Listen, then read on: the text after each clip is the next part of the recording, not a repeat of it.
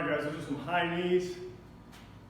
Not the most complicated exercise in the world. Probably anybody who's done any sort of sport or gym activity at all, basically every human being with legs, apologize to those without, has done high knees. High knees are,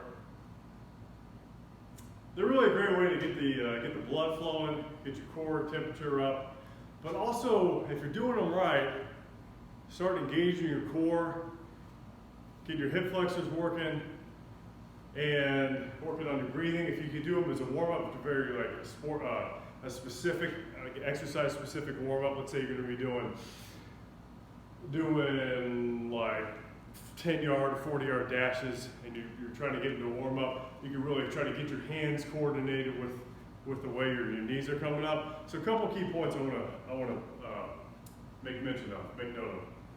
One, balls of your feet. You're not stomping on the floor. You're just landing nice and softly on the balls of your feet. Okay? Two, you're coordinating your breathing. Don't hold your breath. Or depending on what you're going for, experiment with different breathing techniques. Okay? Another thing, as a modifier, you could just do marches. Okay? I like to kind of start with that sometimes, start slowly, because what we can do, you can keep going at that pace if you don't feel comfortable bouncing. Maybe your lower back has problems or any other list of reasons you can't bounce. But if we start with the high knees, like a march, very slow and deliberate. As you're driving that knee up, I mentioned core engagement. So before you drive your knees up, if you could kind of make a slight tension in the core, almost like you're bracing yourself to get punched. I'm not talking about like getting real tight, but kind of get just a little, maybe 10% of that brace. That way your core, your lower core, this what do people like? The V. People like everybody seems to love the V. Get that V going and everything around there. That way your hip flexors aren't doing everything. Okay, so you get a little bit of core engagement.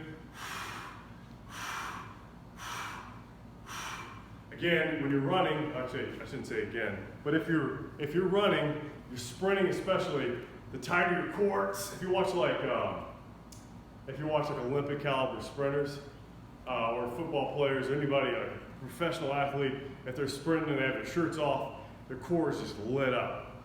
Having a nice tight core is going to give you a lot of power. So you might as well start engaging your core during the warm-up because you're going to be needed to do it when you're doing the exercises. Okay? So biggest thing is core engagement when we're doing high knees. And then, like I was doing before, sometimes you can do high knees like this. Just have your hands down here, up here. It's kind of just an indicator of how high you want to get them.